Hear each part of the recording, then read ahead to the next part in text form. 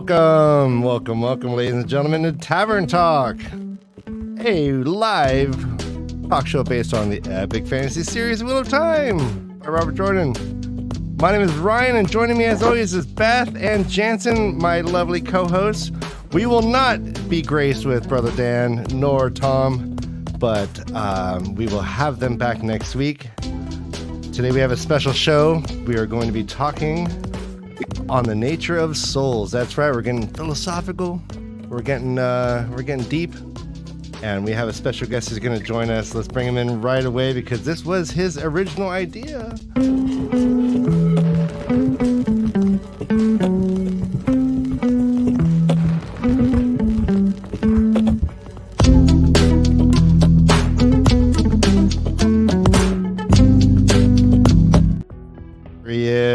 Everyone join me in a round of applause for Andrew from Black Tower Podcast. Welcome, Andrew. Thanks for having me. Oh, well, I mean, we wouldn't be here if it weren't for you. I'm going to give everyone a little backdrop. We were at WotCon. It was late at night. I want to say maybe 4:30 in the morning. And Andrew started pontificating, saying you should do a show on souls. And he spit poetic. He waxed poetic. He spit some truth. I was impressed, and I thought, well, let's just go ahead and do it. It's been a while since we've had you on, Andrew. It's really good to see you. How are you? How is Black Tower Podcast going? Doing good. So you reached your 2,000 milestone. You got 2,000 subscribers, or 1,000 subscribers, right? 1,000, yeah. Yeah, we're yeah. about 1,300 right now. You're beating us. Are you Have you started live streaming yet? Are you getting that YouTube cash? Is it just flowing in? Are you becoming fat cats? You can't relate to the people anymore? Oh, yeah, dude. Absolutely. In between that and some other stuff, yeah, I can't. You know, we've got yachts and stuff. It's absolutely insane. Golden doors, towers with our names on them, that kind of stuff. Lumen, I've been working out, so I'm just showing my arms. I was going to ask, but I didn't want to interrupt Andrew. I was going to ask what's going on south of the camera. Yeah, well, let's see if we keep getting donations like this. We might find this out. Taishar, Mahal. Nice. Black Tower kicking names and taking ass. Yes, nice, they are. Nice. They had a sudden swell up, I think. They went to the black market and started buying some subs, which I'm all for. I'm all for because they got like 500 in like a week. And none of your videos were trending. I was like, yeah, it was wild. It was spectacular. I was so happy to watch that for you. Anyways, joining Jensen is going to be popping back in. He's playing hide and go seek. He's having some technical issues. But it's good to see everyone. I want to say hi to Bike Murns. Lumen's here. Village Mattress. It's good to see everyone. Waterholic Aussie. Mattress. Yay. So many people. I haven't seen Village Mattress in chat in a few weeks. Yeah, he's been busy. The guy is the mattress distributor for the entire East Coast. If you're not familiar with Village Mattress, you should. Anyway, so let's get into it. We are talking souls, and there's so many ways to go at this. But Andrew, how about you just start off with one main point, and then we will start diving into it. So I gotta look back at the notes I sent you because it's hard for me to remember anything. So I guess let's go with the first one I sent you. Souls of individuals that have been like corrupted by the shadow, but not entirely corrupted or partially corrupted or damaged. My first thought was that part of the reincarnation and rebirth cycle, why it's so important that they not get intercepted by the Dark One, is because part of this reincarnation and rebirth cycle actually repairs and cleanses the souls of like any kind of damage or corruption that may be on them. Okay, so like if Rand slapped Pater so hard he just died, his soul might get cleansed of that little dark Fontaine he was carrying around, and he'd come back. You know. Okay, so that you're just postulating that is one of your theories about how souls work. Now, I remember when I was reading this, again, like I always thought that we were talking about metaphysics as they understood it. right? Like we have this unreliable narrator thing, and in my life, everyone talks about souls, and it has this kind of nebulous like connotation. Like you could have soul, which is somehow being very rhythmic. You can or cool. You can have a soul, which is a spiritual dimension to being a human. And some people believe our souls transcend our lives and give meaning to lives. I personally don't, but that's fine. I'd love to talk about how we all feel about these things. But when we get into how the book describes it, it really only took me, it took me through my second read and doing the show and talking to everyone that, that I started to understand that like the idea of a soul and reincarnation is a metaphysical truth, not just a way that they understand it, that they're getting at something that's really happening. We see all these different examples of it, and we see reincarnation happening specifically with the Dark One himself, reincarnating Forsaken. Souls apparently don't have a gender. Well, he like, it's like a pseudo reincarnation that he does. Right. Because a true reincarnation would be like you're being reborn into a new body, starting over as that individual. Just the soul is being completely reborn. He intercepts your soul when it's on its way to the big cleansing pool, I guess. I guess I'm calling it a cleansing pool, but he intercepts there because it has to be very soon after death, which is why Balefire is so effective against the Chosen. And then he just grabs the soul and puts it into a body that he has, the Shadow has waiting on standby. Does he have like a closet, like Batman's suit? They're all just hanging in a closet waiting for him to be used. This is a great question. I want to say hi to Morgan the Nerd. So I was wondering, are there multiple afterlives in the books because of the different cultures? That's a great question. I think that the belief in the wheel is universal.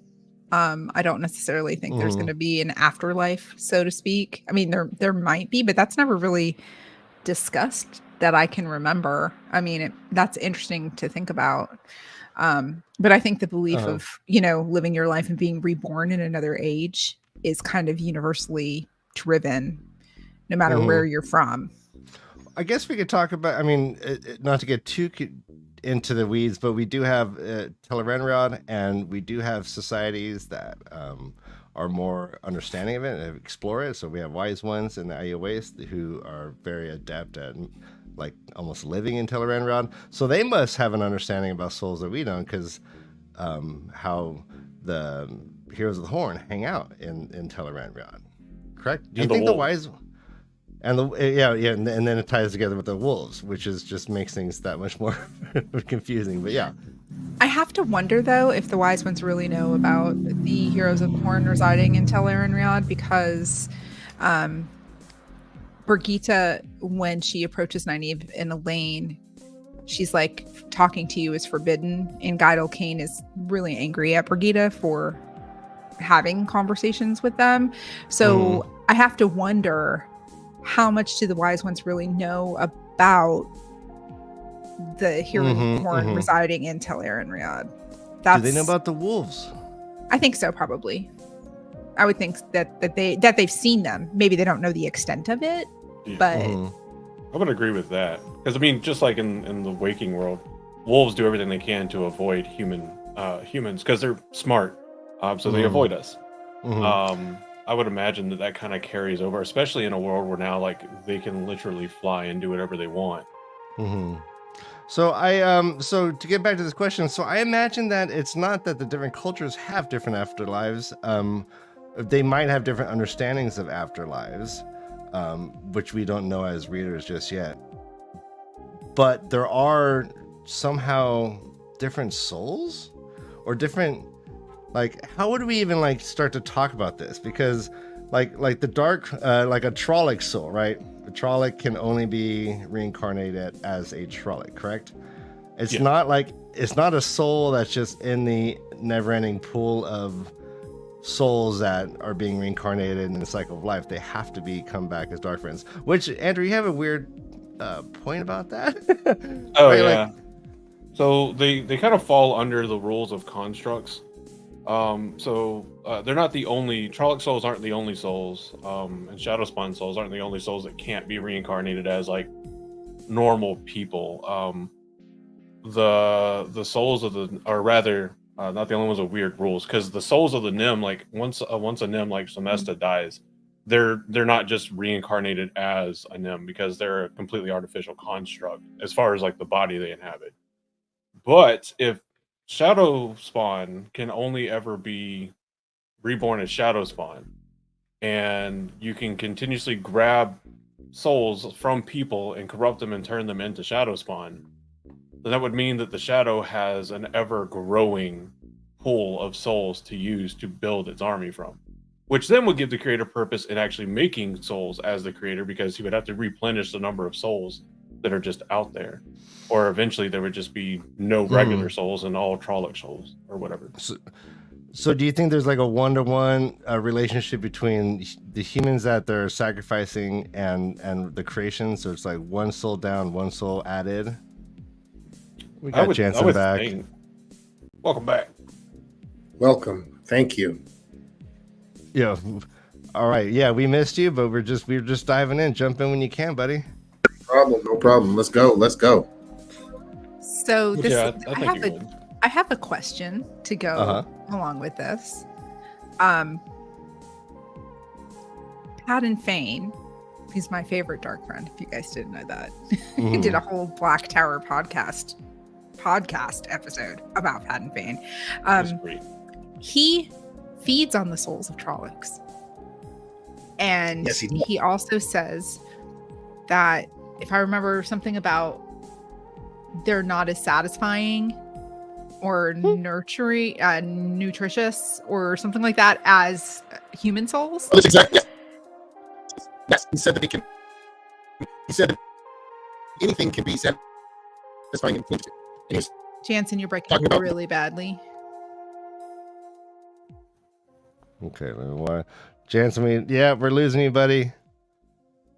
I would oh no. All right, so that's a great question, Beth. Technical difficulties are the devil. They really are. Oh yeah. But after 2.5 years of this, we just let it slide. We just let it go. We start vamping. We start vamping. Right. I'll be like doing soul music soon. That's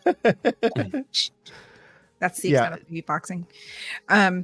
But yeah, so that's so what happens to those souls? Is it similar to Balefire? When they're eaten, they're gone? God, that's a great question. When Padan Fane dies, do they get released? Is he farting souls, is what you were asking? Is he eating him and then just... Like, I wonder if he's pulled out. I don't think he's pulled out of the kind of cycle of reincarnation, because part of what feeds my thought that corruption and everything is like cleansed from the soul during reincarnation is Lanfear at some point, her soul has to be reborn as Mirren. If we're going to go with that same soul, will maybe in a different way, but will also be the soul that probably drills into the Dark One's prison in the Second Age again. So at some point, she has to go from being Lanfear, the Forsaken, back to Mirren, the researcher and scholar.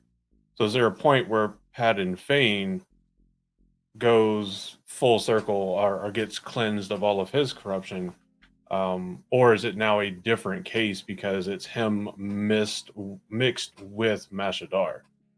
But okay, so your whole thing about like the soul being cleansed and Lanfear. Welcome back again, Jensen. I'm using my phone now, so let's see if this works. Oh, you sound great. You look great. You sound great. Okay. But the whole thing with Lanfear, Lanfear to Sindane back to Mirren. The question is, though, I would tend to think that the character of the person is similar in every, like they have character traits that can be either good things turned into good things or turned into bad things. I think Mirren is super power hungry, and that is ultimately what she always craved. Even when she was in Aes Sedai, she craved power. That's why she drilled into the bore. She wanted to be the person to do it. So I think whatever age Mirren is reborn into, she might not be marked by the Dark One yet, but she's going to be that same power hungry, cutthroat kind of, I'm going to do whatever I have to do to get ahead. I think that's like, there's going to be a thread in all of her lives, just like there's always going to be a thread when you're Aes Sedai, your soul, it like you are a channeler, right? Like you a person who's a channeler in one life isn't not going to be a channeler. Yeah, right. You're the same level as well. That soul still has the same, I guess, potential for channeling the same amount of power. I guess that's what I'm trying to say. But I'm not sure. Like, so do you guys think that if you're a bad soul, like you're always going to be a bad soul, or you think it can change? I think the seeds are there. I think it's going to be more tempting for somebody to follow into that path, like Ingtar, right? Who ultimately strayed from the light, but sought redemption and probably earned redemption at the end of his life. He probably has inherent character traits tied to his soul. There's something about I love that idea. Makes people turn to the Dark One, right? They turn, whether it's like, oh, I really don't believe in this, or let's see what happens, or Dana, oh nope, wrong thing. No, like the everyday person who becomes a dark friend, right? The everyday person who becomes a dark friend, because life is so bleak and so meager, and they're looking for some other kind of existence. Those are going to be the same character traits that carry from life to life, I guess is what. No, I love that because it reminds me of when Matt blows a horn and Rand encounters the heroes, and they're like, "Oh yeah, it's always you with the women, isn't it, Luz Theron?" Like that kind of. It's not always necessarily a bad thing. I like to think of it as like these characters' fatal flaws in a way. Yeah. Right. Like Lanfear's was her power hungriness. Obviously, that's still there. Apparently, Rand's got the thing for ladies. Luz did himself. Fatal flaws seem to be like passed down, almost like epigenetically. See, you know what else? I think that a lot of things in the book that we can take as for information about souls, Flicker is obviously huge. Because remember what Ingtar said to Rand at the end of The Great Hunt. He said, "In every life I lived, I never blew the horn." Remember that he touched it tons of times. He said he had it in his hands, but he never actually blew it. So there are some things that, in a lot of ways, that flicker was a lot like the Wise Ones training, or the first test. Because each person got to see their lives unfold countless times, and so do the Wise Ones when they're apprentices, and they kind of got like a Wise Ones training, all of them at one big fail. Like it wasn't supposed to happen, but we did learn some things about that as far as souls. Like we also learned that Matt, like just like you said, Beth, there's definitely different things. Matt had very different happened to him in his Flicker scenarios, and at least one of them he betrayed Rand. So it's I mean, even though he says I never betrayed you. Yeah, he said I'd never do it, but remember, Matt can lie with a straight face. So. That's funny. Okay, yeah, so you assume that from that he like did it and then just okay, that's actually amazing. I thought I think he said, I'd never betray you. I don't think he said, I have never betrayed you. Oh, so I'd never. So he said, I'd never betray you. Yes, I think and right after that, Rand's POV actually says verbatim, he must have done that in a exactly. But he must have done it, or Rand must have thought that he did. Yeah. And like attacked him for it or something. And maybe the way he attacked him was terrifying. I mean, he's the Dragon Reborn, so. And Perrin, even in Flicker, even says to Rand, "It looks like our lives are tied." Apparently, in every single Flicker moment Perrin had, he meets Rand at some point, and something happens. Rand, they were tied together. And that plays out in the book. She's always like got the pull. Like was he the first to experience the colors? And I to feel what? like I don't remember. I thought he was when It It's in happened. the Shadow Reborn's the first time we see the colors, right? Is it the Shadow No. Reborn or later? No, earlier. First time the colors explode in Rand's head, I believe, are in Roniel. So that's Shadow Reborn. That's Shadow Rising. Sorry, Shadow- not Shadow yeah. Rising. Yeah, book 4. Yeah. I Yeah, think that's the that- first time they're really truly separated. Besides when Rand ran away to get to Yes. Tyr first. Yeah. Okay, Yes. these are some great questions. All right, there's a fairly constant percentage of channeling souls and also a fixed percentage of those with the spark. Why are there fewer male channelers? Are there actual female channelers, or are we just not having found them? I don't think that there are fewer. I think that, just the way the books have written flat out, that everything's equal and even. I think that, I don't believe in the theory of the Reds culling culling the power out of humanity. I don't believe in that because they didn't catch enough people. I believe that a lot of the people went mad and died, but with the Aiel, with the sea folk jumping and committing suicide into the ocean, I think that there were just as many.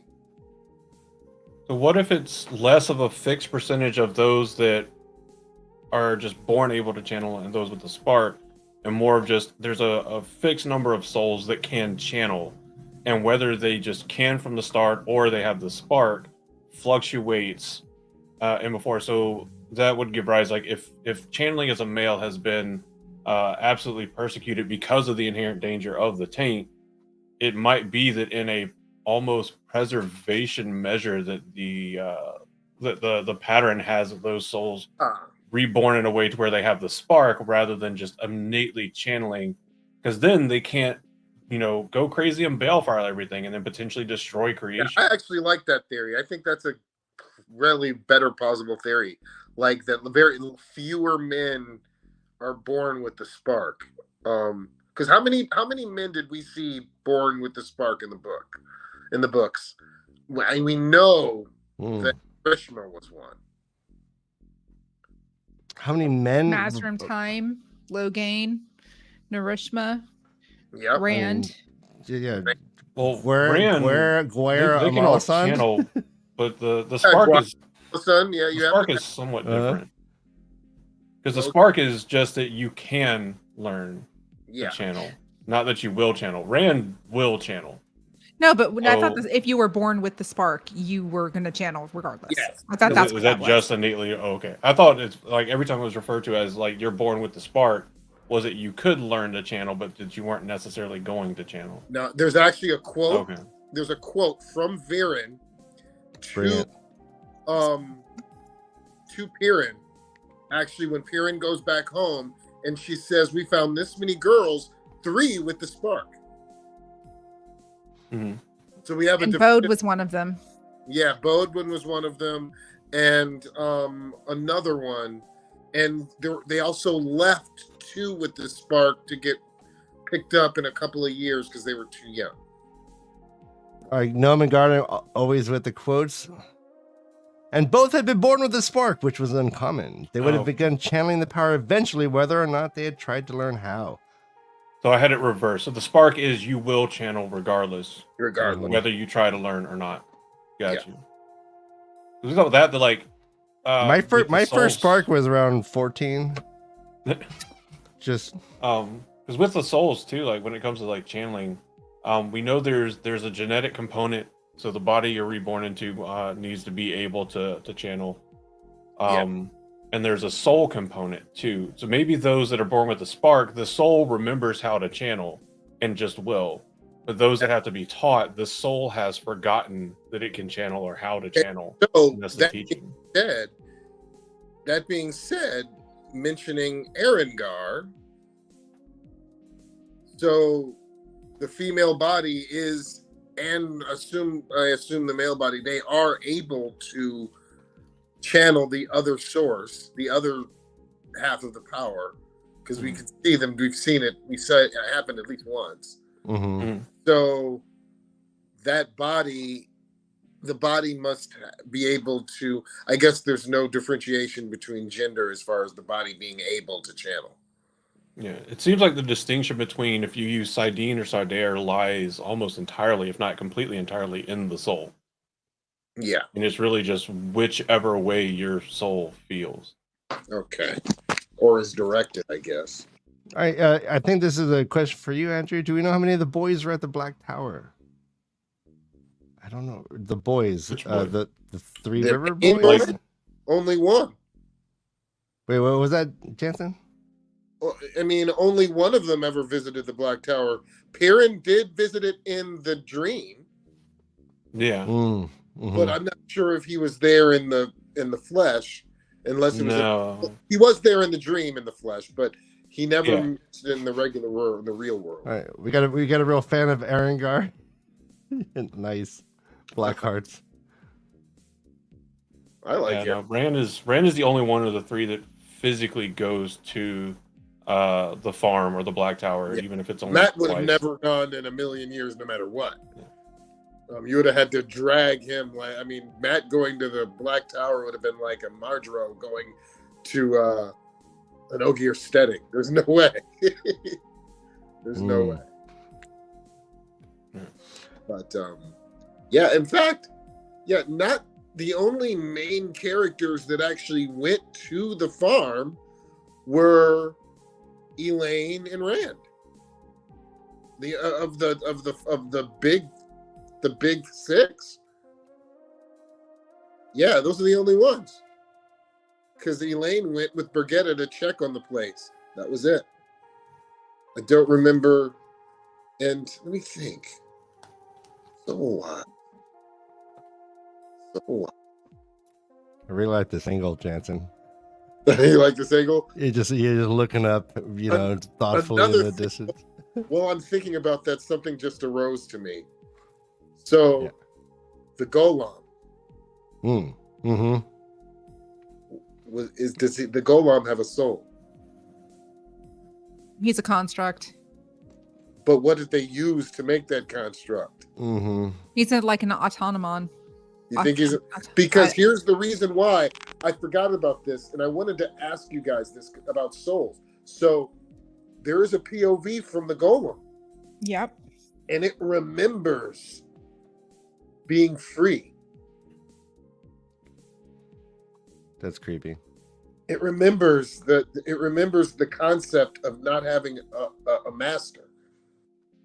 So does that mean at one time it didn't? I think if I remember correctly, you're talking about when he in Abu Dar after after they go through the gateway with the Bowl of the Winds. Yes, and Morden gives him he killed Matic. But I think the thing is that he's in common times, he's bound to a master, but prior to his being locked in the stasis box, he was kind of given free reign to do what he wanted in the Age of Shadow. Really? That's how I interpret it. I could be wrong.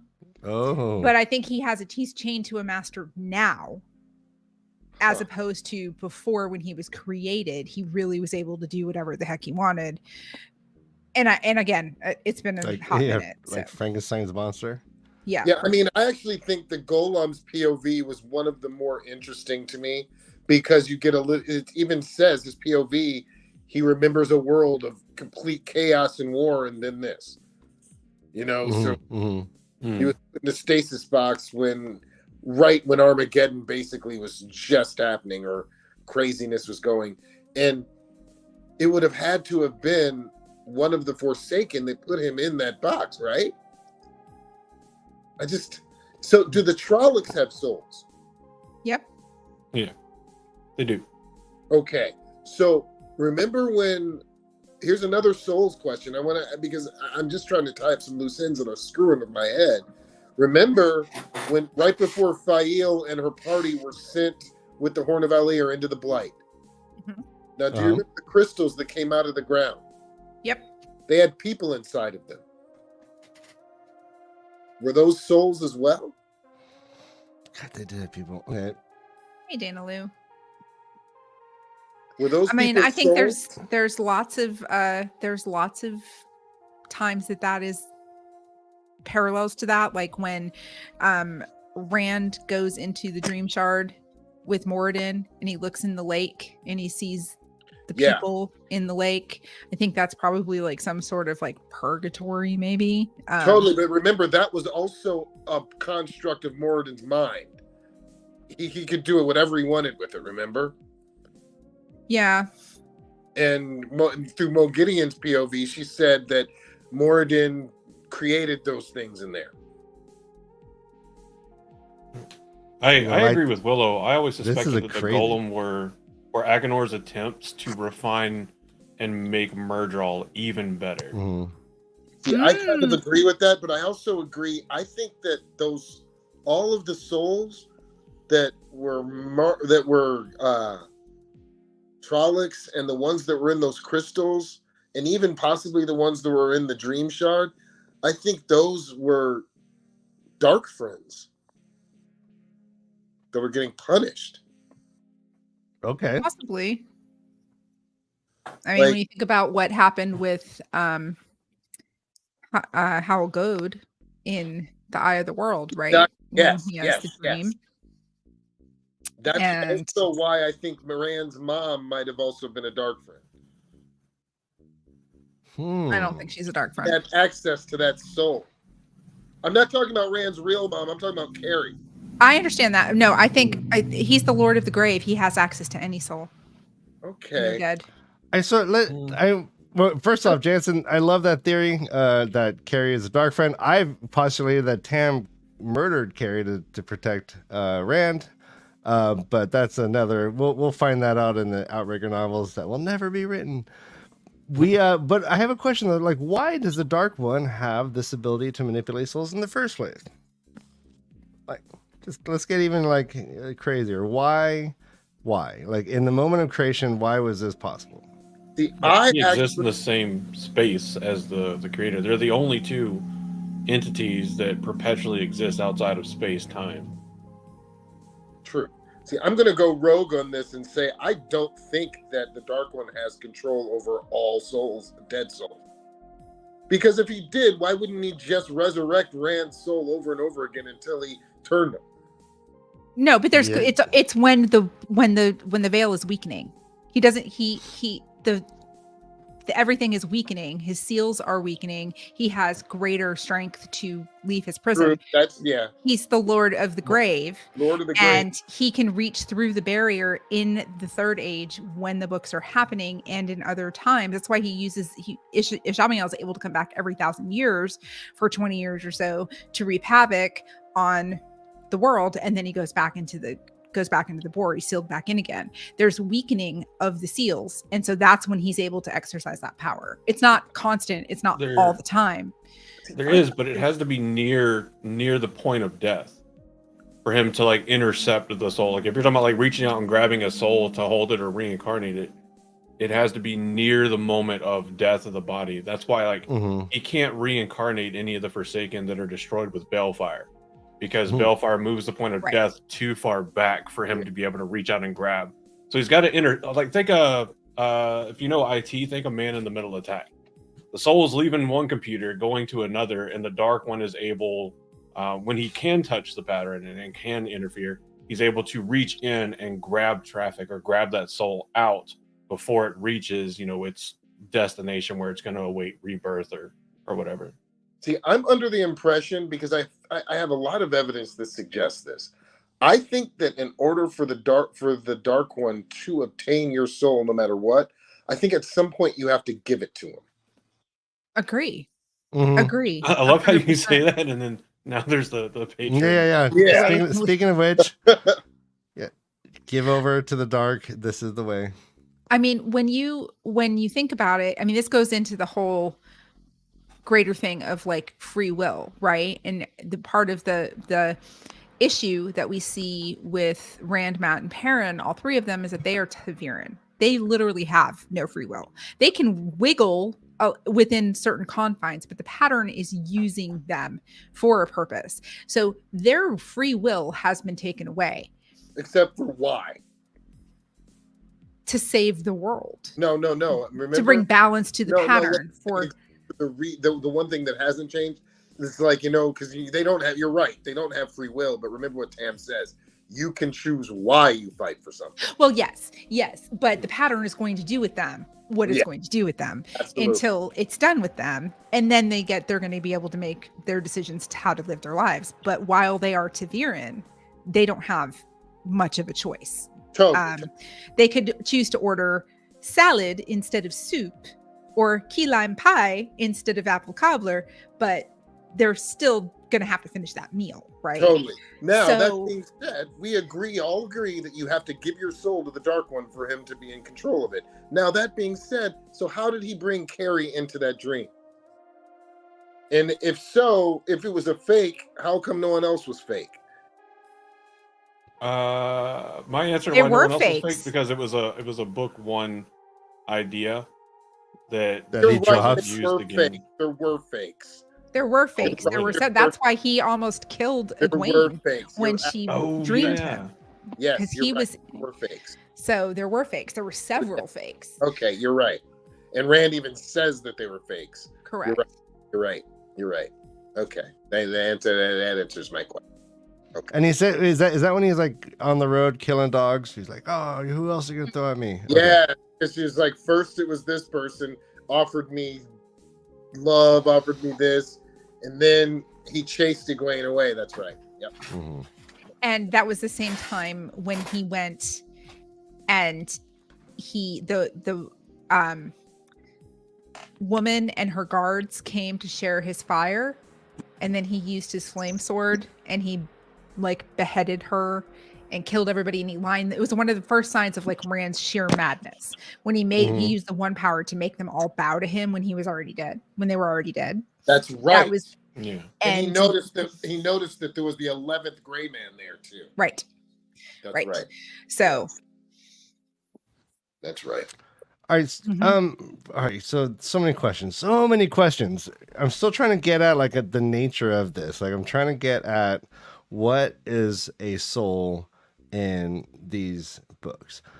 It feels to me like, and I'm stretching for any modern corollary or any conception of a soul as it is in the modern world to encapsulate it all, because it doesn't seem to. It seems like it's a bit of everything, like a soul.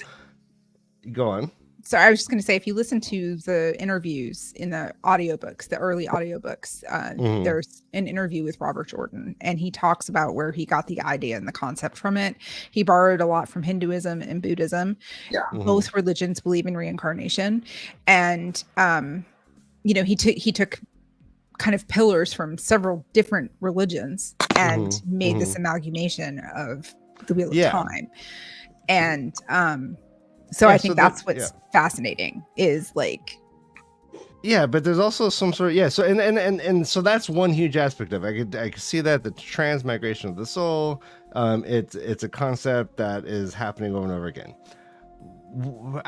Is there now though something like a soul magic aspect that we're looking at, where you could sacrifice souls to create weapons, you could sacrifice souls to create creatures, right? Like what does that mean regarding a soul, if it could be like literally almost like extracted from a human and manipulated?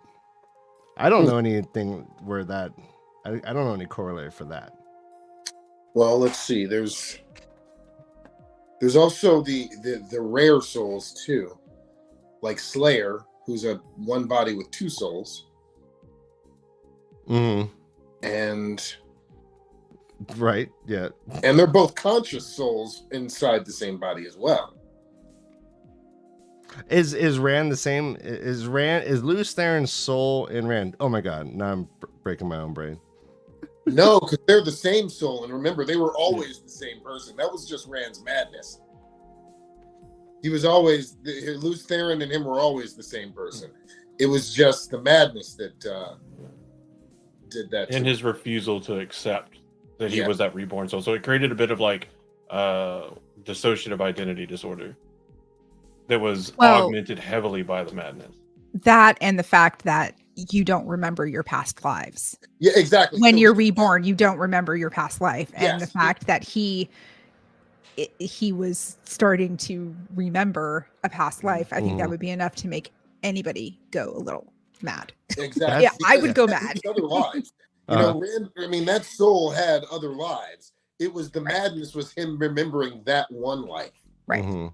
So I remember my past life, and I was a huge 6'7" man with a beard and a lovely tattoo. wife. Yeah, thank you. I miss that guy. That's funny. All right, so the idea that souls are manipulatable by like powers. Now, one question I have is, it seems like the Dark really mastered the use of this, right? Andrew had this great point, Jensen. We'll get to that after I ask this question. But so the Dark One and Forsaken were able to like manipulate souls. Do we have anything with the Light manipulating souls? Where are they manipulating souls for the force of good? Horn of Lear. wolves. Oh, nice. Okay. And then you have the Nim. I thought really long and hard about the wolves because I kept thinking that there were no other animals that had the same things as the wolves in the books. But then I thought longer and longer and longer and realized that there were. As far as yin and yang, as far as the dark and the light, as far as an opposite, everything having an opposite. So the wolves were part of the light. The carrion eaters were part of the dark. So it's like, it's still a little hard for me to understand how the wolves' souls. So were the wolves, are those souls, were they once human? Okay, yeah, that's... I don't think so. I don't think so, because they live in the wolf dream after they die in flesh form. And even Boundless Gnome, he was living as a wolf in the wolf dream. And well, that's kind of contradicts my thought. The men have the ability to enter the wolf dream because Elias does it, Gnome does it, Perrin does it. Yeah. But aren't they always reborn as wolf brothers? I don't think, or not every time, but if that power is pushed out through the pattern, they would be, is that the same type of thing as somebody being born with the ability to channel? Is that person always have the possibility of being a wolf brother if the pattern needs that power to be present? Well, do you think there could be such thing as a wolf sister? That's a different conversation. They're female wolves. There are female wolves. Yeah. I agree. What? Yeah, I never noticed that. Yeah. That's what if they're so pissed? What if the soul that becomes pissed? a wolf brother, a wolf sister, a wolf person is the soul of a wolf that is reborn to try life as a human? Because we see that the human, living as a human, you can go into the wolf dream as a wolf. That's boundless. Can you go the other way and be reborn? Why would the pattern only pick wolves for this? I don't know if we're ever going to answer that question. Yeah, I don't know about I just think Robert Jordan grew up in the era where everyone had those really cheesy wolf sweaters, like wolves like howling at the moon, and they're just like almost, I think he just really liked wolves. Yeah, I don't know why wolves. That does not make any sense. It seems arbitrary to me. Well, I mean, here's the thing: they voluntarily work for the light, but they involuntarily work for the shadow as well. What do you mean? Dark hounds. They were turned from wolves. Yeah. Okay. That was one of Agonor's creations. That might be why wolves are chosen, to balance things out against the dark hounds. Well, when the Horn of Valir blows, ghost wolves show up. So the wolf heroes of the Horn show up. So, their only thing that could be their opposite were dark hounds. All right. Don't forget about the Trollocs. Every time I read that now I'm gonna just like be picturing my dogs like running with the wolf. My little pug poodle mix. Yeah. What's a pug? Of course they're heroes. What's that? Puggle? A padoodle? Or a pugapoo? A poogle. A poogle. I'm not going to call it a poo. You got to take the poo. Yeah, that's really funny. That poogle is really funny. Sounds like a really bad haircut or a really bad sexual disease. So, like, I have this very basic. I got poogle. So yeah, right. Yeah. I got the clap. Oh, I got the poogle. I very much. I have this very basic notion. I'm picturing like a jar full of like marbles, right? And that's the reservoir of souls that the pattern has to work with. We got to remember that again. The pattern weaves human lives into the world. And I keep thinking about that, like weaving human lives in. So they're there. So yeah, now we have this notion that the dark, like the dark Forsaken are taking human lives, taking those marbles and turning them into Trollocs or Murdraw. And those souls can now no longer come back as anything but a Trolloc or Murdraw. And Andrew had this point, Jensen, that there is like a never-ending supply of like that number is just growing exponentially for the dark, but not for the light. Does that make sense? Like if you take a normal soul can like go both ways. It just comes back and forth. It dies, comes back, gets put back in the jar. That marble stays. But once it becomes used by the dark one, it's forever dark, right? And that's I agree, because it's already. Well, consider what souls actually are in the Wheel of Time. Like, we haven't even talked about that. They are the actual they're the actual material of the pattern. Each soul is a thread. So once it's laid down in that pattern, it is that way for the forever. So, basically the entire pattern are the souls we're talking about. The pattern itself. Because that's what the souls are. It's nothing material. It's not someone's house or dragon mount or anything. The actual pattern are the threads of people's souls, the lives that people live. And is the age lace like the Google Earth camera of the pattern? You can just kind of raise above and look at it and see everything. So what do they call that? Tomorrow Island? Isn't that what that is? Or the loom? Or Tomorrow Island? Isn't that what they call it? The pattern of souls, the loom itself. I don't. Yes. Who's they? Which one? Which society? First person that mentions Tomorrow Island, I believe, is Loyal in Camelin in the Queen's Blessing in the library. I have absolutely no idea. All right, everyone. Gnome Garden, get on that. Yeah, it is. The first time Tomorrow Island is mentioned, it's in. Yes. All right, so yeah, Willow, question: can women be wolf brothers? And Robert Jordan says women certainly can be wolf brothers, though the term would be wolf sisters. He just, I guess, chose not to mention wolf sisters in all of the books. Fascinating. Yeah, Thank you, Willow. Well, they only mentioned 3, so I understand that. They only mentioned Gnome, Elias, and Perrin. There's no one else. Okay, this is a great point. More shade per Maria and per RJ. Thank you. Name dropping, which I'm all for. Wolves are the only souls that can be permanently removed from the wheel. Right. So it implies that there is a special thing in the pattern. What is this thing? But what about balefire people that are balefires? Yeah, Can you permanently removed from the pattern as well? Yeah, wolves and humans. No, I don't think they're completely removed from the pattern. I thought they were. Their thread was burned out of eternity. They can't be reborn. I thought, that's why everything starts falling apart at the end. It becomes, the world pixelates. No, because they couldn't. I thought that when they were. Yes. Yeah, I thought that's why the pattern starts. Yeah, that's why everything turns into Minecraft. What?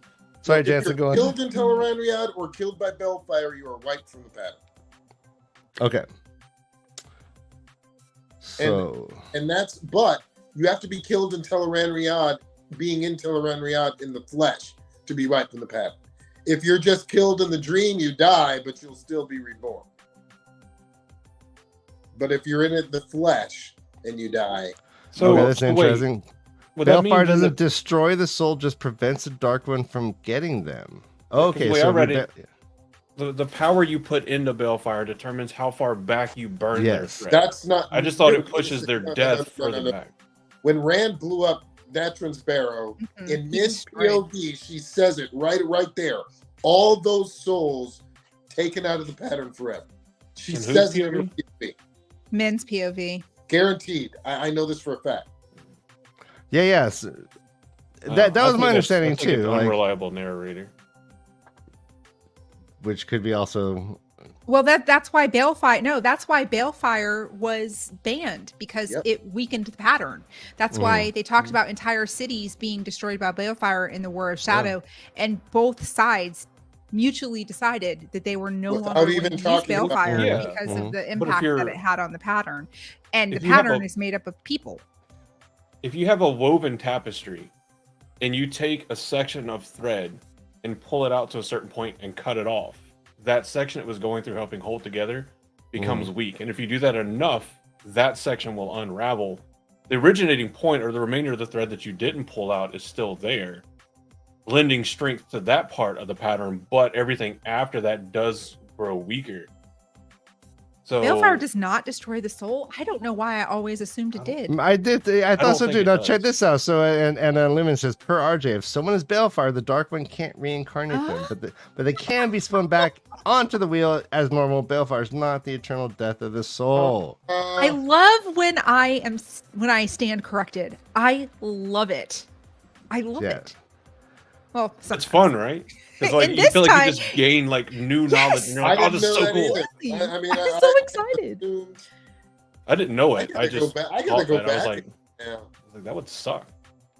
I guess I just assumed. Okay, so then that begs the question: can a Forsaken killed by Balefire come back as a nice guy or girl? So no, I still stand by Min's POV. She says all of those souls wiped from the pattern, from existence. From never coming back, she says that. Was that they could be? They're wiped from the pattern, but that doesn't mean they're wiped from the pattern in perpetuity. They all say a lot of things. Pattern as they live.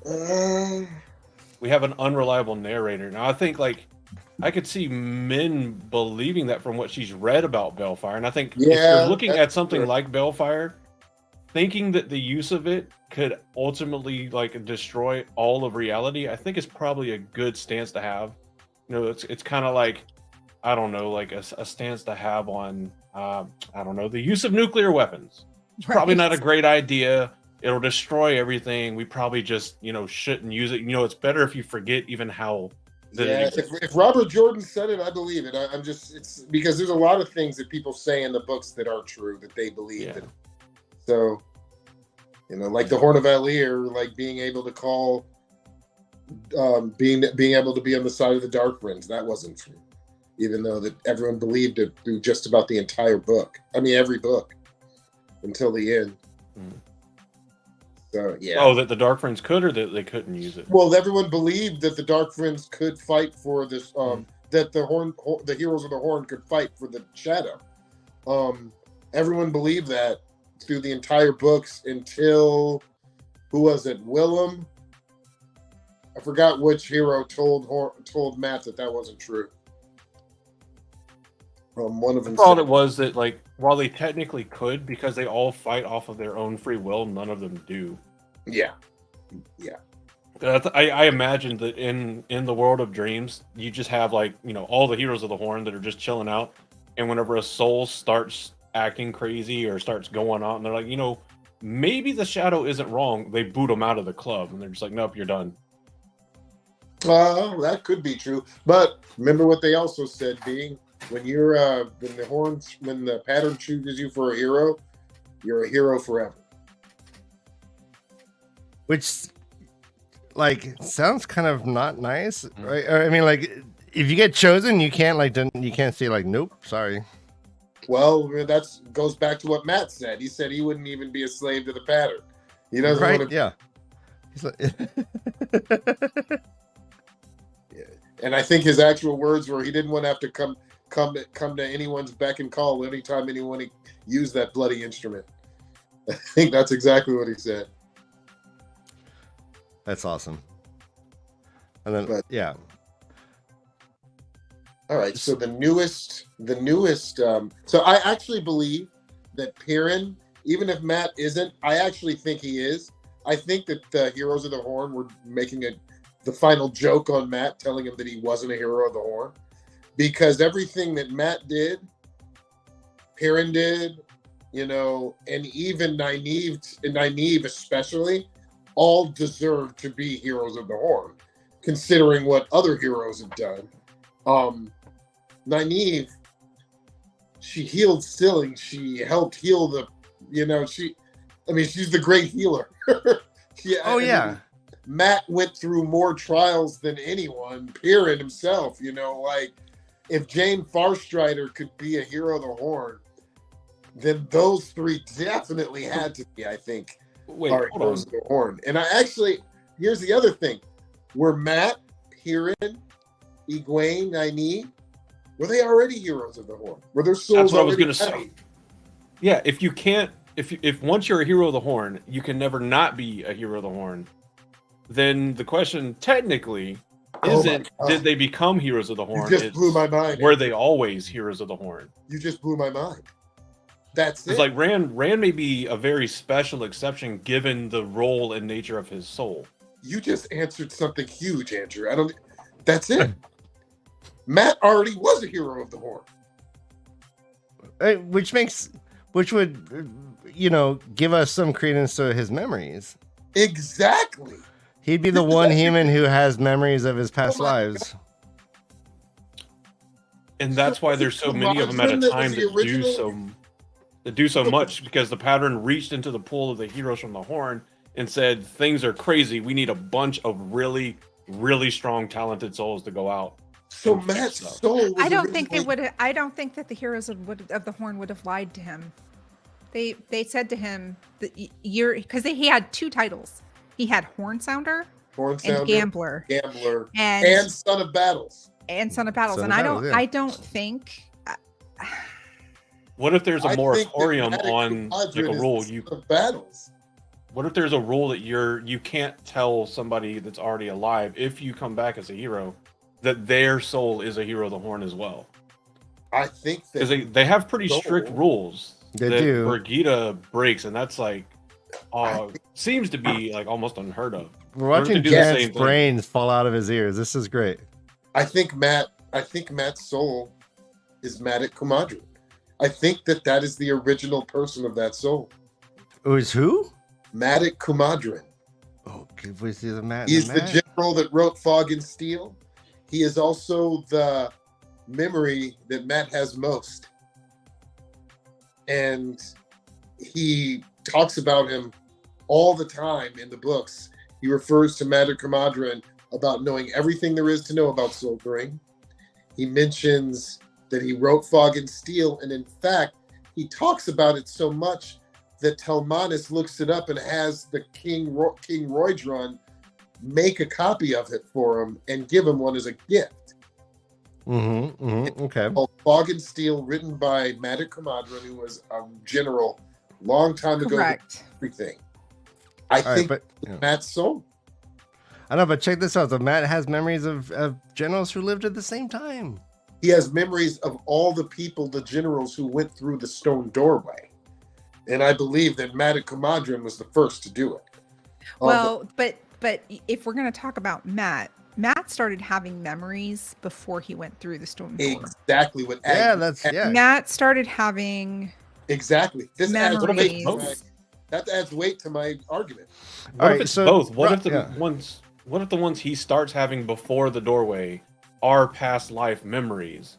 But when he does go through and is like, I want the holes in my memory filled, that's when the Finn come in and like, okay, cool. We'll start grabbing memories that we've collected from all these people that have been through the doorway and use them to fill in the gaps that you haven't filled in yet.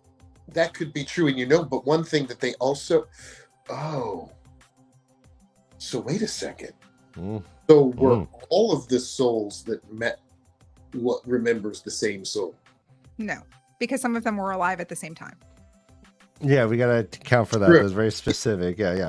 It's definitely true. Because he remembers talking to, were they? Yeah. Were they? Jay, Memories that he when gets Chad from the speaks, Finn. I listen. Yeah, the memories that he's getting from the Finn are implanted in him. They are not memories of people he was. Those are memories, like you said, men who went through the twisted door frames, and they gave up part of themselves for their answers. I'm thinking. That's why Matt says, that's why he says they can see me. They know what I'm thinking. They know, because he had been through that. That's why he was on that mission to go in there and get his life back. Besides saving Moraine, that was secondary for him. He was going in to tell, get a piece of their mind. Yeah. Exactly. Get a piece of his mind. In a way, the Finn duplicated Rand's madness in Matt with someone else's memories. Well, let's let you simmer on that. Lumen is asking, and I thought this, why, if we're going on the idea that Matt and Perrin and maybe even all of them were heroes of the Horn, they only showed recognition to Rand. Call him Loose Theron. They didn't call him, they definitely called Matt, gambler and a rambler and a sweet talking ladies man. But not only that, they needed the banner to be flown. They needed the banner to be flown. The banner was stored with the Horn of Valir for 3,000 years. And Arthur Hawkwing says, where do you have the banner? And that's when Perrin becomes the bannerman. Did you win the boss battle? Right. That's when Perrin becomes the bannerman and Matt is the horn sounder. That's why the three of them had to be there at Falmouth at the same time, because that's the first part of the Koreathon cycle. So, besides him being born on Dragonmount. So do you think Rand's soul is so important that his soul only gets born like every 3,000 years? And do you think other souls are less important and get born more often? I think Rand is a hero of the Horn. I don't think everybody else is. I think Luz Theron's soul is a hero of the Horn. Yeah, definitely. I don't think Matt, Perrin, Egwene, they might have achieved it, especially Egwene, in her sacrifice at the end. Might have achieved it. So Jane Farstrider is a hero. What was the great achievement of Jane Farstrider? What was the great achievement? Writing a book. I don't remember. Exactly. I don't know, yeah. So we have to consider what Perrin did in the books, what Egwene did in the books, what Nynaeve did in the books, what Matt did in the books, considerably more than what Jane Farstrider did in his life. And that was the first time Jane Farstrider became a soul. That's all he had to do was travel around and write about it, unless there are other great things he did. He sacrificed himself to save Moraine. Yes. He gave his life selflessly. Yes. In the end, maybe that's what is ultimately required to become a hero, is sacrifice. And Matt will never get that then. I don't think the soul of Luz Theron is, and I think that's why they were able to show recognition to that soul. That's a good point. Fair. Definitely fair. But of course, that's predicated on the theory that they have, or the idea that they have a role that you cannot let someone that is currently living know that they are bound to be a hero of the Horn. And then I saw it in the chat too. The banner, they only asked about the banner because they sensed its presence, and if it is present, they must follow it. So I think the dragon banner was actually created as a very powerful ter'angreal, as a safeguard against the Shadow ever potentially getting control of the heroes of the Horn and the Horn of Valir, and the heroes choosing to fight against the light. But I thought that the heroes confirmed in the final book that they were always going to fight for the light. That they would never be by choice. That was the whole unreliable narrator thing about it, them being used as a pawn for the Dark One, is not true. I don't know if they said they would always choose. I'm not sure to fight for the light. I'm not sure they only could. Sorry, I'm not sure if the banner was a ter'angreal, but see, I've never even spoken of this to anyone. This is the first time I've ever said this about the books to anyone other than myself. Oh, think- shit. I believe that the Eye of the World was a stasis box. Okay, that makes sense. You know, That makes more sense than anything else. that's right. That's why, you know, I think that was like the stasis box. The first stasis box that we found was just the Eye of the World. They've never made it any other explanation other than, you know, it being whatever. But So like a super huge, powerful stasis box because it took over 100 men to make it. yes, well, to make the power pure, it took Right, No. right. I do love that idea. Is that it's a Terran Grail also, and I actually kind of like that idea a lot. it 'cause goes it's back to definitely some- power rod yeah. of some sort. That's so amazing. Elfish says that Arthur Hawkwing senses the banner's presence, which is what the heck? Like, how do you sense something that's not magical? there is one thing that I You're all love with that the whole- idea. I do, but there is one thing that happened in the book that is that argues that. They didn't need it at the end. Remember, the sky had the banner, and Oliver told Matt, "We don't need the banner. Look up. His banner's already up there." Okay, yeah. Well, they no, didn't I don't need remember, that. but yeah. I remember. Okay. Yes. Yeah, they didn't need it at the end. So I don't know. Maybe his machismo was so strong at that point he didn't need it. But I think like that was the thing. I thought that I loved the idea because the banner was still intact. But then I always think that the banner was still intact because I think it was a stasis. So I don't know. That's just my Well, they talk about the banner rippling in the wind without there being a wind. Like the dragon on the banner looked corporeal because of how detailed it was and how there'd be like it would be waving and there wouldn't be any. And then there were several copies of it made, of course, because there were flags, banners flying in every city that Rand had conquered or, you know, appeased or whatever you want to call it. But if you just remember, if you remember the Moraine telling Rand to keep track of the banner because it may save his life. Yes. You know what I mean? So that's the whole reason why he held on to it, even though he wanted to get rid of it. He just had that inkling in the back. And again, that's the pattern. The pattern used Moraine to plant that seed in Rand's head to make sure he didn't get it. What does this mean? So this is a direct quote. We arrive from here to gather at battle. the banner. We can fight for it because of it, Gambler. So they got called, and so that banner must be very, very significant. Do you think the banner has to be a part of every time the horn's blown? Okay, well, there's a little bit wrong to this statement, first of all. Daniel was still in the Two Rivers when this happened. No, this is in the last battle. This is the last battle right here. This is when the horn was blown. Isn't Oliver blew it? That was when the horn was blown, when Oliver blew it. No. And they're just talking to Matt? This is the Great Hunt. That's what I thought. Because the gambler is a term of address for Matt. The Great Hunt. Correct. Matt, they're able to fight with Matt under the dragon's banner in the last battle. When Rand is in Sheol Ghul, the dragon leads you. Got you. That's true. That's You're right. in the last battle. That's a direct quote from. We can fight with you because yes, you're right. I stand corrected.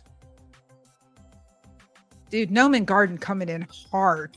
Comes in hard with the quotes. All right, let's line this up. Yeah, the wind rippling the banners, all the winds that don't ripple the Myrdrill's cloaks.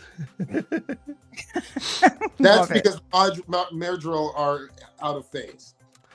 Our friend Lauren from Unraveling the Pattern, he has a great theory that the wind is the creator.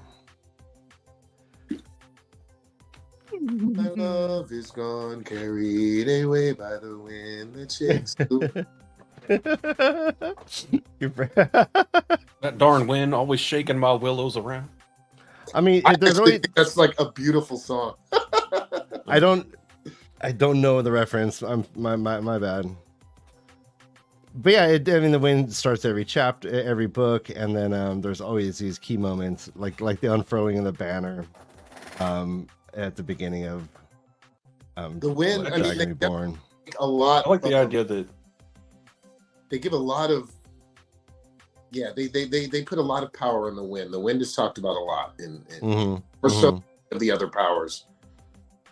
I still like the idea that like the banner was made as a Terrio, and somebody was like, it's missing something, what should we do? And they were like, make it blow in the, like there's wind even when there's not. The answer, my friends, is blowing in the wind. Yeah. The answer is blowing in the wind. Right. And speaking of blowing in the wind, isn't there like a cloak in like D&D 5e that like just like billows in the wind even if there is none? Just something like that. That sounds, I want that. Okay, I want that. That would be so annoying though. Just so you're going through the grocery store and everyone behind you just getting, get that out of my face. I mean, honestly, the only time I've ever thought Nicolas Cage was hot was when he got out of the car in Face Off and the wind billows his coat behind him, that slow-mo shot. Oh, when he's on the airfield and he gets out of the car. And you're like, man, all that work you've done on your face is working Luke for Cage, Nicolas You Cage. didn't what? You Michael didn't see him Coulter in as the Luke Cage Flash? is really hot. You didn't see him in the new Flash movie as Fabio Superman? No, I didn't. But anyway, that being said, sorry, you were talking about cloaks billowing, and I just had a face-off moment with Nicolas Cage, 1993 or whenever that came out. Only time I've ever thought he was a really attractive person. I just love the idea that somebody was like, we got to make sure we include that on this thing. Like, assuming all the other majestic properties, they're like, now make it flap in the wind. But what if there's no wind? Doesn't matter. All right, make wind. All right. Question.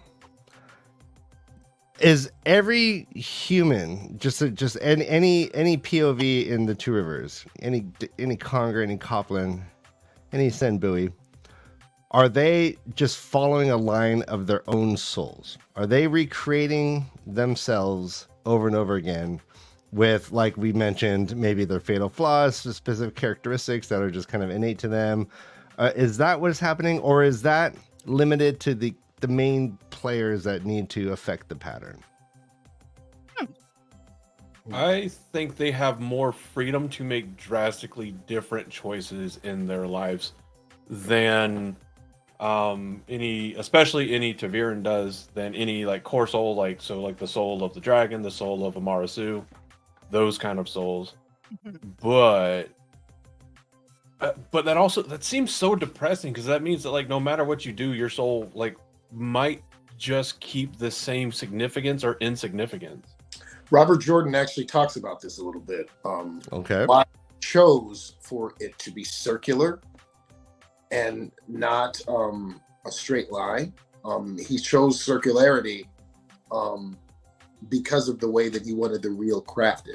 Like a circle. Round, yeah. Not a triangle, like a circle. Because with circularity, I mean, when you don't have circularity and you have the ability to change, but when you do have circularity, it always comes back on itself. And he wanted to have the circularity. And that begs all these other questions about, like, Andrew, I actually literally think it's the opposite, that all minor POVs are just like Sims characters, and the TAVERN are the only ones making choices. My favorite part of the books now, after I have read them, I can't even count anymore, because they're just on a loop for me, continuously reading them over and over again. But I do like the circularity, because I like the way that he does it, because it still gives everybody, just like Rand says, I love the fact that you have a chance to try again. So is Hinterstap then just a microcosm of the fate of the soul? Yes. No, yeah, it's like it's spinning. Yeah, it's that's fascinating. Yeah, it's in like a. Okay, well, yeah, let's talk about Hinterstap. Yeah, or do we want to? I mean, that's Brandon's thing, but yeah, that does. I don't know if that's telling us any metaphysical truths about the souls. I thought he just thought it was a fun story. But if it were a truth, and it was canonically, then what is that? Yeah, is it just like a sped up microcosm that's happening within the day, a lifetime in a day, always starting back? Is it just a living metaphor? What I happens always if you thought it was bail like fire? Go ahead, Beth. Sorry. Ooh, I know. I was just. I love that idea though. Not actually bale flying, but the thought of it. No, I was just gonna say. I always thought it was like a bubble of evil that just keeps bubbling. It's evil because they woke up one day and it happened, and they were stuck in Groundhog Day. So my question for that was always like, okay, well, after the last battle's over, and the pattern is kind of put back into balance, and the Dark One is sealed away again. What happens to everybody in Hinderstap? I think they stay that way. I would hope not. I would hope they're all die peacefully one night. The whole village dies. There aren't always happy endings in the pattern, I think. And I think that is, you know, it's like Piran's powers remain. No. I get that. But the fact their existence being like that is an abnormality in the pattern.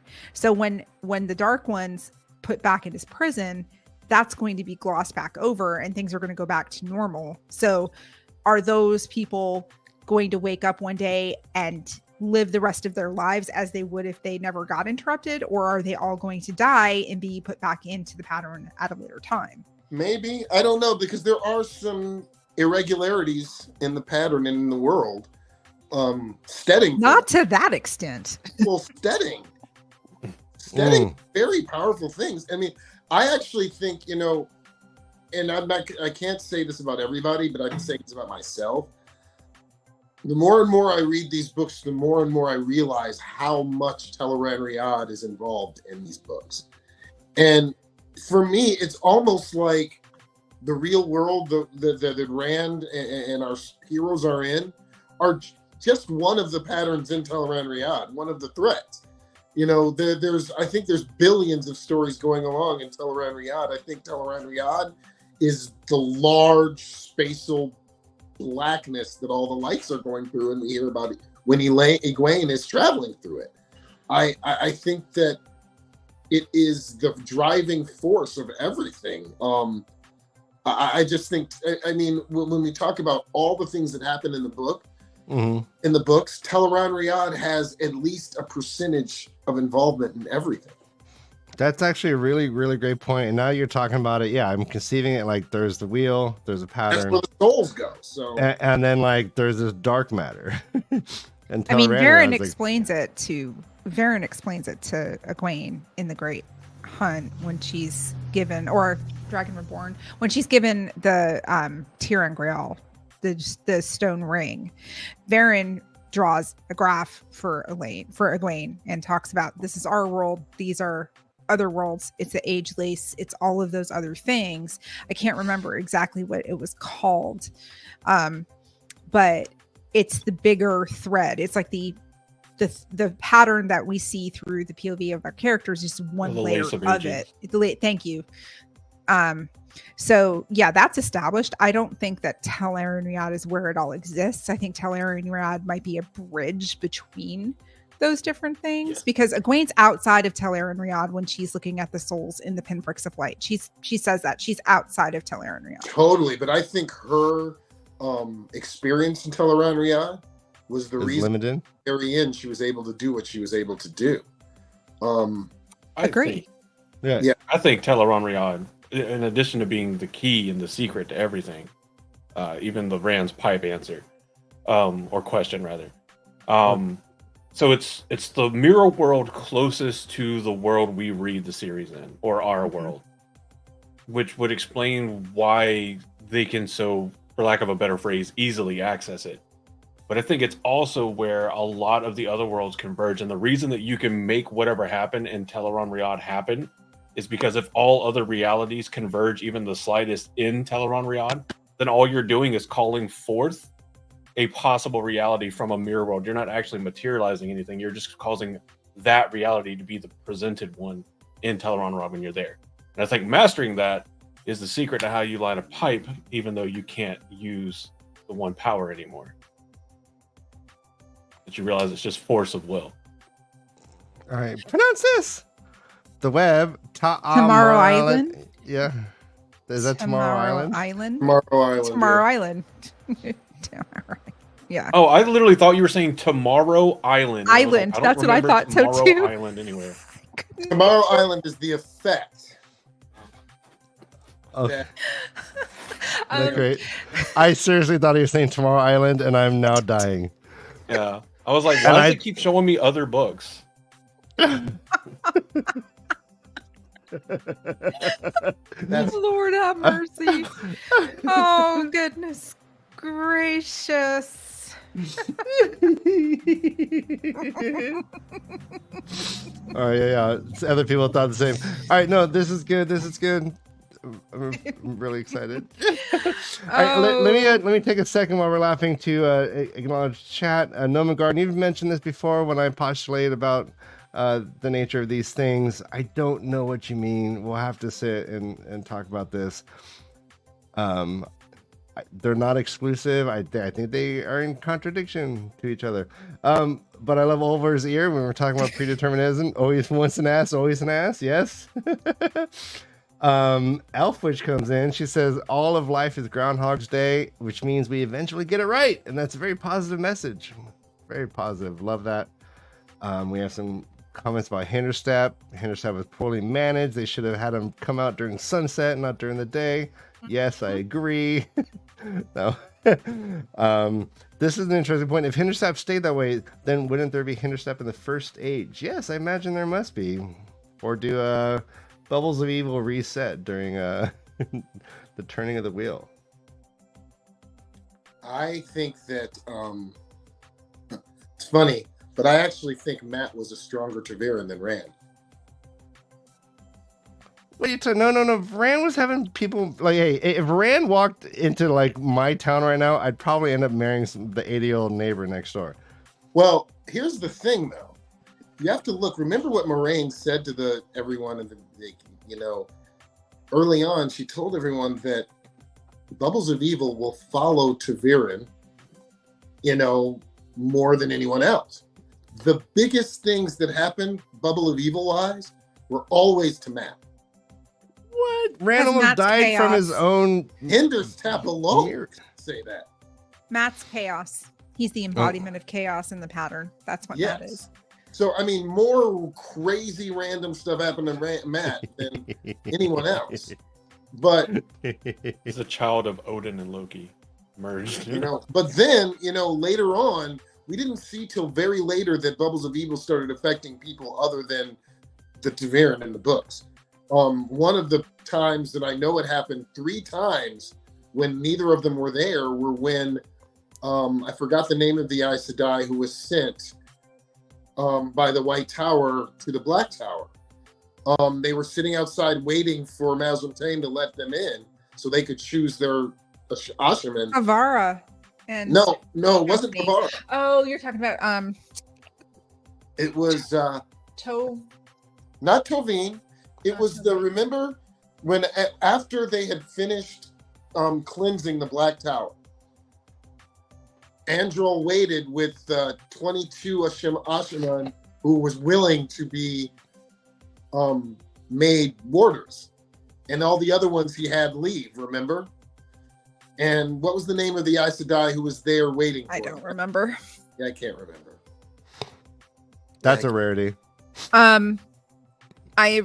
I think that getting back real quick to Egwene and Tel'aran'rhiod, Perrin, my entire favorite quote of the entire series, Perrin says to her in Tel'aran'rhiod during the battle for the White Tower, "It's just a weave." Just only a weave. And that's what she remembers as she's fighting Mazrim Taim.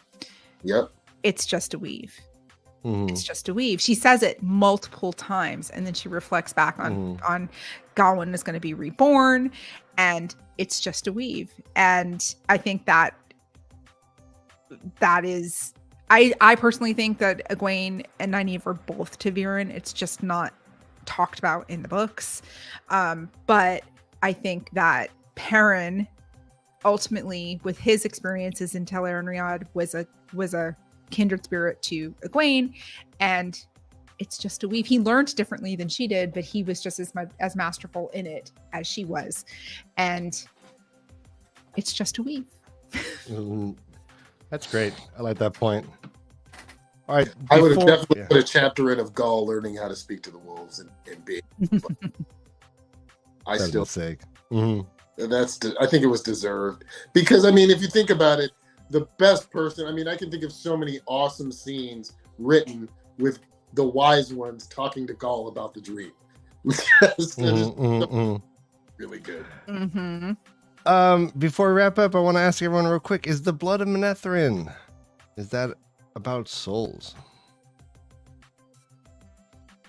I believe it's about bloodlines. And I think that it just like bloodlines are very important in Andor. Like Egwene is related to Ishara. Just like I've always said this, I believe that Tam is related to the King of Manethrin. Whatever is Althorin, I definitely believe that. I just do. I don't think that there were too many. I think there was a whole lot of inbreeding in the Two Rivers. There had to be. That's yeah. There had to be. And there's so many damn Lewins that I can't even count, you know. So I don't know if it was a soul thing, but I definitely think it was a bloodline thing. And Okay. I think it's a tradition and culture thing. Like what's the lifeblood of a civilization? It's traditions and cultures, the things and attitudes of its people that it carries on.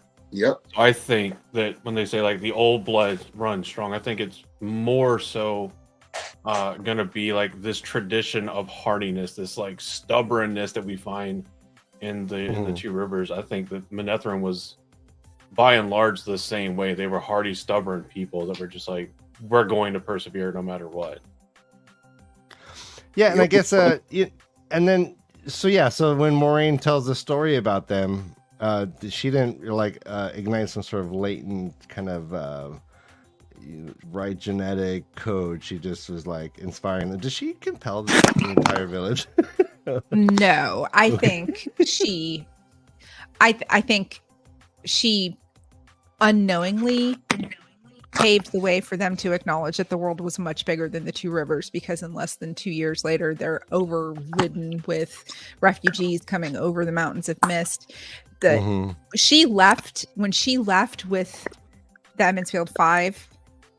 They knew the world was bigger than the Two Rivers. That seed was planted because an outsider came in and took away some of their brightest, gifted young people, and so their eyes were open. It was a revelatory experience, but I don't think there was any kind of like it was just the map in the Wine Spring Inn. Until then, it was just that broken down map. Which it wasn't even complete, right?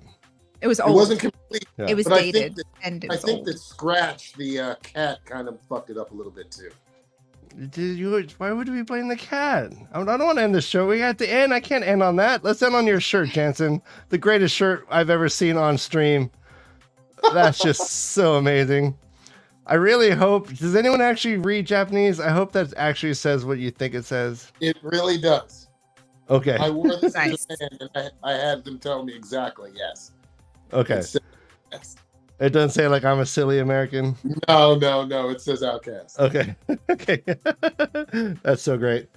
All right. Does anybody have any more prescient points to as we wrap up this discussion on the nature of souls in the Wheel of Time? Andrew, thank you so much for that show idea. Heck yeah.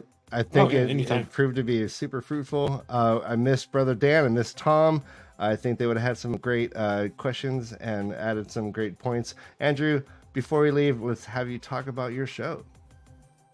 Oh, sure. So I'm on the Black on the Black Tower podcast. So we do full spoiler topical conversations about the Wheel of Time. So all the way from the first book through the last book, including the conspiracy novel New Spring, because I don't believe it exists, but everybody else does. So, and we're spinning up for some fun stuff. And I think the next big thing that we have that is ready to talk about is our annual celebration. It's every October, as close to the 18th as we can. This year it is October 13th, which is Friday the 13th, 13th, 14th, and 15th, and it's going to be in Pleasant Grove, Utah. And you can find more information over at our website, blacktowerpod.com/TGM, because we call it the Gathering Madness. I've been to this before, right? Yep, this is what we did in LA that you came to. Yes, this year those guys drink some ale, man. This year it's going to be extra fun because Saturday from 11 to 4 p.m. we have exclusive access to Evermore Park, which is a kind of fantasy medieval Renaissance type theme park in Pleasant Grove, Utah. Super dope. And then we leave for an hour and we come back at 5. That one we do have to buy tickets, but if you get them through us, they're a little bit cheaper. And we got the whole park, and I think the tickets include like a food item, a drink item, that kind of stuff. It's super dope. That's awesome. That's great. So, what kind of fancy food? Would it be like a classic Robert Jordan meal? Or I'm hoping, how about George R. R. Martin? Yeah. I'm hoping that somebody pulls stale bread and cheese out of a saddlebag and just hands it to you. All right, I hope you get some llama spread. Is that what they call it? Is that what the kids call it these days? All right, Beth, let's time to hype away. What are you doing on your channel? Hype away. Well, I was gonna be playing Baldur's Gate 3 tonight with Tom, but since Tom is not available, I'm gonna probably be pew-pewing pixels in Fortnite, Overwatch, or Apex Legends. I have not quite decided yet over on my Twitch channel. Nice. And Awesome. I am I'm doing other stuff that I won't talk about here, but I'll post on Twitter. Okay. And Beautiful. and well, so disciplined. Knee surgery on August 23rd because Yeah. for my torn ACL. Yes. Your pneumonia, as my dad would say. Yeah. Yep. I got a said little it's August 23rd? August 23rd, yeah. It's a Wednesday. Okay, I want you to send me your address. I'm sending you something. Oh, okay. I won't say no to gifts. Is it edible? So anyway, yeah. So August is going to be super duper fun times here. Awesome. All right, and Jensen, you must be so busy. Jensen is not busy because Jensen is in strike and standing in solidarity with his brothers and sisters in Screen Actors Guild, and hopefully we're gonna have this settled. You know, I am so thankful to you guys for helping me and being able to stay into the constraints of what I can and can't do. I love you for that more than you will ever know.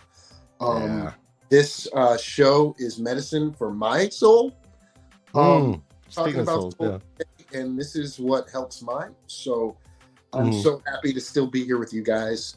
This is such a big part of my life, and I am so happy to be able to share it with you guys. Excellent. Thank you, Jensen. And as we're going to pick up as always next Tuesday with our first time reader show. We'd love to see you, and we're going to keep doing Tavern Talk. Love these book dives. Everyone, thank you for joining us. We're going to be saying goodbye. We'll see you soon. As always, run for your lives. This is The Way of the Leaf.